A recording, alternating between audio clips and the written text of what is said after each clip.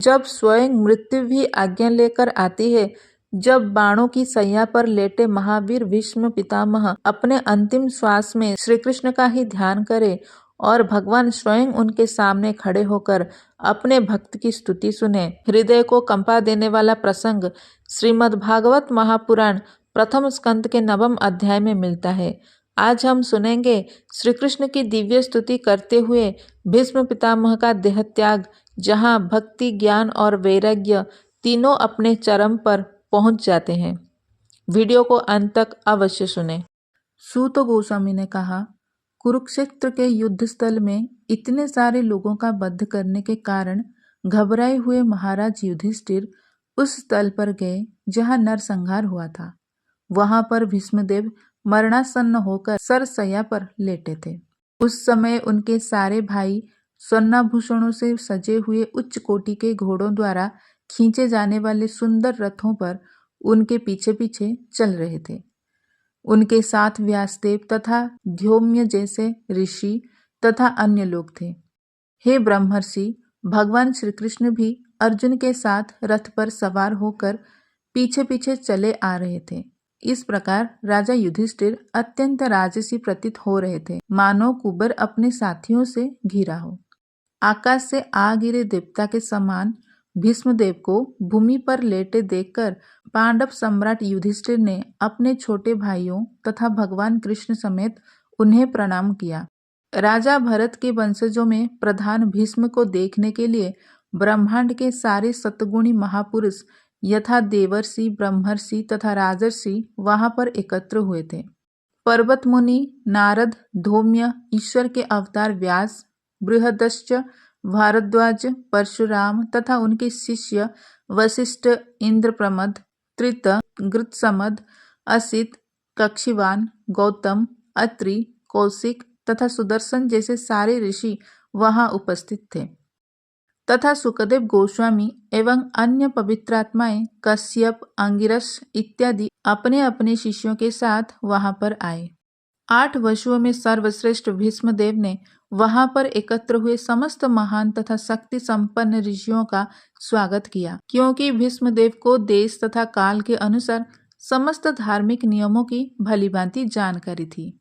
भगवान श्री कृष्ण प्रत्येक हृदय में आसीन है, तो भी वे अपनी अंतरंगा शक्ति से अपना दिव्य रूप प्रकट करते हैं। ऐसे भगवान साक्षात भीष्मदेव के समक्ष बैठे हुए थे और चूंकि भीष्मदेव उनकी महिमा से परिचित थे, अतएव उन्होंने उनकी विधिवत पूजा की। पास ही महाराज पांडु के सारे पुत्र शांत बैठे थे और अपने मरणासन पितामह के प्रेम से अभिभूत थे। यह देखकर भीष्मदेव ने उन्हें भावपूर्ण बधाई दी। उनके नेत्रों में आनंदाश्रु थे, क्योंकि वे प्रेम तथा स्नेह से आप्लावित हो गए थे। भीष्मदेव ने कहा, ओहो, तुम लोगों ने साक्षात धर्म के पुत्र होते हुए भी कितनी यातनाएं तथा कितना अन्याय सहा है। उन कष्टों के अंतर्गत तुम सबको जीवित रहने की आशा न थी, फिर भी ब्राह्मणों, ईश्वर तथा धर्म ने तुम्हारी रक्षा की है। जहाँ तक मेरी पुत्र वधू कुंती का संबंध है, वह महान सेनापति पांडु की मृत्यु होने पर अनेक सारे बच्चों के साथ विधवा हो गई और इसी के कारण उसने घोर कष्ट सहे। और अब जब तुम लोग बड़े हो गए हो, तो भी वह तुम्हारे कर्मों के कारण काफी कष्ट उठा रही है। मेरे विचार से यह सब प्रबल काल के कारण हुआ है, जिसके वशीभूत होकर हर कोई व्यक्ति प्रत्येक लोक में मारा मारा फिरता है। जिस प्रकार वायु द्वारा बादल इधर से उधर ले जाए जाते हैं। ओहो, अपरिहार्य काल का प्रभाव कितना आश्चर्यजनक होता है। यह अपरिवर्तनीय है। अन्यथा धर्मराज के पुत्र युधिष्ठिर, गदाधारी भीम तथा गांडीव अस्त्र धारण करने वाले बलशाली महान धनुर्धर अर्जुन एवं सबके ऊपर पांडवों के प्रत्यक्ष हितैषी कृष्ण के होते हुए यह विपत्ति क्यों आती? हे राजन, भगवान श्री कृष्ण की योजना को कोई नहीं जान सकता। यद्यपि बड़े बड़े चिंतक उनके विषय में जिज्ञासा करते हैं, लेकिन वे मोहित हो जाते हैं। अतएव हे भरतवंश में श्रेष्ठ युधिष्ठिर, मैं मानता हूँ कि यह सब भगवान की योजना के अंतर्गत है। तुम भगवान की अचिंत्य योजना को स्वीकार करो और उसका पालन करो। अब तुम नियुक्त किए गए शासनाध्यक्ष हो, अतएव हे महाराज, आपको अब उन लोगों की देखभाल करनी चाहिए जो असहाय हो चुके हैं। ये श्री कृष्ण अकल्पनीय आदि भगवान ही है। ये प्रथम नारायण अर्थात परम भोक्ता हैं, लेकिन ये राजा विष्णु के वंशजों में हमारी ही तरह विचरण कर रहे हैं और हमें स्वसृजित शक्ति के द्वारा मोहग्रस्त कर रहे हैं। हे राजन, शिवजी, देवर्षि नारद तथा भगवान के अवतार कपिल, ये सभी प्रत्यक्ष संपर्क द्वारा भगवान की महिमा के विषय में अत्यंत गोपनीय जानकारी रखते हैं। हे राजन, तुमने अज्ञानवश ही जिस व्यक्ति को अपना ममेरा भाई, अपना अत्यंत प्रिय मित्र, शुभेषी, मंत्री, दूत, उपकारी इत्यादि माना है, वे स्वयं भगवान श्री कृष्ण हैं। पुण्य पुरुषोत्तम भगवान होने के कारण वे प्रत्येक के हृदय में विद्यमान हैं। वे सबों पर समान रूप से दयालु हैं और भेदाभेद के मिथ्या अहंकार से सर्वथा मुक्त हैं। अतएव वे जो कुछ करते हैं वह भौतिक उन्माद से मुक्त होता है। वे समदर्शी हैं। सबों पर समान रूप से दयालु होते हुए भी वे अब कृपापूर्वक मेरे समक्ष आए हैं जब मैं मेरे जीवन का अंत कर रहा हूँ, क्योंकि मैं उनका अनन्य सेवक हूँ। वे पुरुषोत्तम भगवान जो एकाग्र भक्ति तथा चिंतन से एवं पवित्र नाम के कीर्तन से भक्तों के मन में प्रकट होते हैं। वे उन भक्तों को उनके द्वारा भौतिक शरीर को छोड़ते समय सकाम कर्मों के बंधन से मुक्त कर देते हैं। चतुर्भुज रूप, उगते सूर्य की भांति अरुण नेत्र तथा सुंदर रीति से सजाए, मुस्कुराते कमल मुख वाले मेरे भगवान, आप उस क्षण तक यही मेरी प्रतीक्षा करें जब तक मैं अपना यह भौतिक शरीर छोड़ न दूं। सूत गोस्वामी ने कहा, भीष्मदेव को इस प्रकार आग्रहपूर्ण स्वर में बोलते देखकर महाराज युधिष्ठिर ने समस्त महर्षियों की उपस्थिति में उनसे विभिन्न धार्मिक कृत्यों के अनिवार्य सिद्धांत पूछे। महाराज युधिष्ठिर के पूछे जाने पर भीष्मदेव ने सर्वप्रथम व्यक्ति की योग्यताओं के अनुसार जातियों के वर्गीकरण तथा जीवन के आश्रमों का वर्णन किया। फिर उन्होंने क्रमबद्ध रूप से निवृत्ति तथा प्रवृत्ति नामक दो उपखंडों का वर्णन किया। तब उन्होंने दान कर्मों, राजा के राज्य विषयक कार्यकलापों तथा मोक्ष कर्मों की खंडवार व्याख्या की। फिर उन्होंने स्त्रियों तथा भक्तों के कर्तव्यों का संक्षेप में विशद रूप से वर्णन किया। तत्पश्चात उन्होंने इतिहास से उदाहरण देते हुए विभिन्न आश्रमों तथा जीवन की अवस्थाओं के वृत्तिपरक कार्यों का वर्णन किया, क्योंकि वे उस सत्य से भलीभांति परिचित थे। जब भीष्मदेव वृत्तिपरक कर्तव्यों का वर्णन कर रहे थे, तभी सूर्य उत्तरी गोलार्ध की ओर चला गया।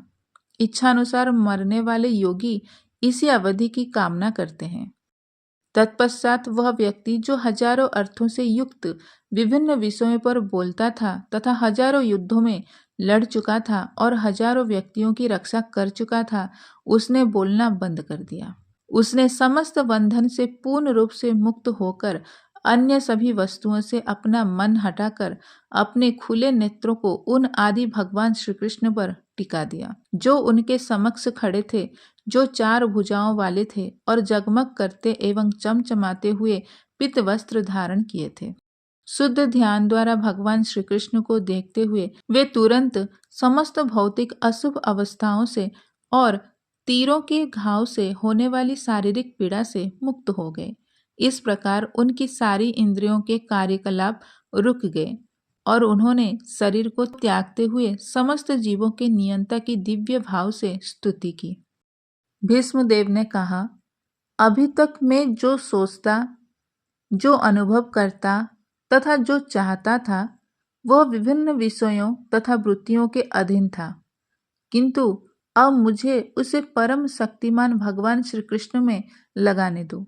वे सदैव आत्मतुष्ट रहने वाले हैं, किंतु कभी कभी भक्तों के नायक होने के कारण इस भौतिक जगत में अवतरित होकर दिव्य आनंद लाभ करते हैं। यद्यपि यह सारा भौतिक जगत उन्हीं के द्वारा सृजित है। श्री कृष्ण अर्जुन के घनिष्ठ मित्र हैं। वे इस धरा पर अपने दिव्य शरीर सहित प्रकट हुए हैं, जो तमाल वृक्ष सदृश नीले रंग का है। उनका शरीर तीनों लोकों में हर एक को आकृष्ट करने वाला है। उनका चमचमाता पीतांबर तथा चंदन चर्चित मुख कमल मेरे आकर्षण का विषय बने और मैं किसी प्रकार के फल की इच्छा ना करूं। युद्ध क्षेत्र में भगवान कृष्ण के लहराते केस घोड़ों की टापों से उठी धूल से धूसरित हो गए थे तथा श्रम के कारण उनका मुखमंडल पसीने की बूंदों से भीग गया था। मेरे तीक्ष्ण बाणों से बने घाव से इन अलंकरणों की शोभा उन्हें अच्छी लग रही थी। मेरा मन उन्हीं श्री कृष्ण के पास चले। अपने मित्र के आदेश का पालन करते हुए भगवान श्री कृष्ण कुरुक्षेत्र के युद्ध स्थल में अर्जुन तथा दुर्योधन के सैनिकों के बीच में प्रविष्ट हो गए और वहां स्थित होकर उन्होंने अपनी कृपा पूर्ण चित्तवन से विरोधी पक्ष की आयु क्षीण कर दी। यह सब शत्रु पर उनके दृष्टिपात करने मात्र से ही हो गया। मेरा मन उन कृष्ण में स्थिर हो। जब युद्ध क्षेत्र में अर्जुन अपने समक्ष सैनिकों तथा सेनापतियों को देखकर अज्ञान से कलुषित हो रहा लग रहा था, तो भगवान ने उसके अज्ञान को दिव्य ज्ञान प्रदान करके समूल नष्ट कर दिया। उनके चरण कमल सदैव मेरे आकर्षण के लक्ष्य बने रहे। मेरी इच्छा को पूरी करते हुए तथा अपनी प्रतिज्ञा तोड़कर वे रथ से नीचे उतर आए। उसका पहिया उठा लिया और तेजी से मेरी ओर दौड़े, जिस तरह कोई सिंह किसी हाथी को मारने के लिए दौड़ पड़ता है। इसमें उनका उत्तरीय वस्त्र भी रास्ते में गिर गया। भगवान श्री कृष्ण जो मोक्ष के दाता हैं, वे मेरे अंतिम गंतव्य हो। युद्ध क्षेत्र में उन्होंने मेरे ऊपर आक्रमण किया, मानो वे मेरे पेने बाणों से बने घावों के कारण क्रोध हो गए हों। उनका कवच छितरा गया था और उनका शरीर खून से सन गया था। मृत्यु के अवसर पर मेरा चरम आकर्षण भगवान श्री कृष्ण के प्रति हो।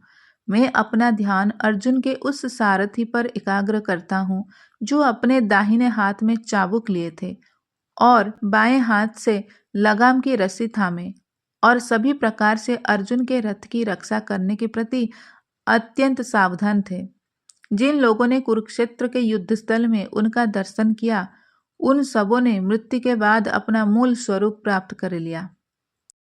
मेरा मन उन भगवान श्री कृष्ण में एकाग्र हो, जिनकी चाल तथा प्रेम भरी मुस्कान ने ब्रजधाम की गोपियों को आकृष्ट कर लिया। भगवान के अंतर्ध्यान हो जाने पर गोपिकाओं ने भगवान की लाक्षणिक गतियों का अनुकरण किया। महाराज युधिष्ठिर द्वारा संपन्न राजसूय यज्ञ में विश्व के सारे महापुरुषों, राजाओं तथा विद्वानों की एक महान सभा हुई थी और उस सभा में सबों ने श्री कृष्ण की पूजा परम पूज्य भगवान के रूप में की थी। यह सब मेरी आंखों के सामने हुआ और मैंने इस घटना को याद रखा, जिससे मेरा मन भगवान में लगा रहे। अब मैं पूर्ण एकाग्रता से एक ईश्वर श्री कृष्ण का ध्यान कर सकता हूँ, जो इस समय मेरे सामने उपस्थित हैं, क्योंकि अब मैं प्रत्येक के हृदय में, यहाँ तक कि मनोधारियों के हृदय में भी रहने वाले उनके प्रति दैत्य भाव की स्थिति को पार कर चुका हूँ। वे सबों के हृदय में रहते हैं। भले ही सूर्य को भिन्न भिन्न प्रकार से अनुभव किया जाए, किंतु सूर्य तो एक ही है। सूत गोस्वामी ने कहा, इस प्रकार भीष्मदेव ने मन, वाणी, दृष्टि तथा कार्यों से अपने आप को परमात्मा अर्थात पूर्ण पुरुषोत्तम भगवान श्री कृष्ण में लीन कर दिया और शांत हो गए और उनकी श्वास रुक गई। यह जानकर कि भीष्मदेव अनंत परम पुण्य में लीन हो गए, वहां पर उपस्थित सारे लोग उसी तरह मौन हो गए, जिस प्रकार दिन समाप्त होने पर पक्षी मौन हो जाते हैं।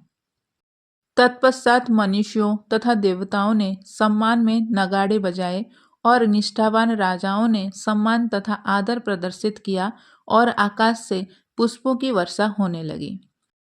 हे भृगुवंशी, भीष्मदेव के मृतदेह का दाह संस्कार संपन्न करने के बाद महाराज युधिष्ठिर क्षण भर के लिए शोकाभिभूत हो गए। तब समस्त मुनियों ने वहां पर उपस्थित भगवान श्री कृष्ण का यशोगान गुह्य वैदिक मंत्रों से किया। वे भगवान कृष्ण को सदा के लिए अपने हृदय में धारण करके अपने अपने आश्रमों को लौट गए। तत्पश्चात महाराज युधिष्ठिर भगवान श्री कृष्ण के साथ तुरंत ही अपनी राजधानी हस्तिनापुर गए और वहां पर अपने ताऊ धृतराष्ट्र तथा अपनी ताई तपस्विनी गांधारी को ढाढ़स बंधाया। तत्पश्चात परम धर्मात्मा राजा महाराज युधिष्ठिर ने अपने ताऊ द्वारा प्रतिपादित तथा श्री कृष्ण द्वारा अनुमोदित राजनियमों के सिद्धांत अनुसार साम्राज्य का संचालन किया। भीष्म पितामह ने अपने नेत्रों को श्री कृष्ण के चरणों में स्थिर कर, मन को उनके रूप में लीन कर और वाणी से उनकी महिमा गाकर इस नश्वर देह का त्याग किया। यह प्रसंग हमें सिखाता है कि जीवन चाहे जैसा रहा हो, यदि अंत में मन भगवान में लग जाए तो वही जीवन की सबसे बड़ी सफलता है। आइए हम भी प्रार्थना करें कि जीवन की अंतिम घड़ी में हमारे हृदय में भी केवल श्री कृष्ण ही विराजमान है। जय श्री कृष्ण। हरि बोल।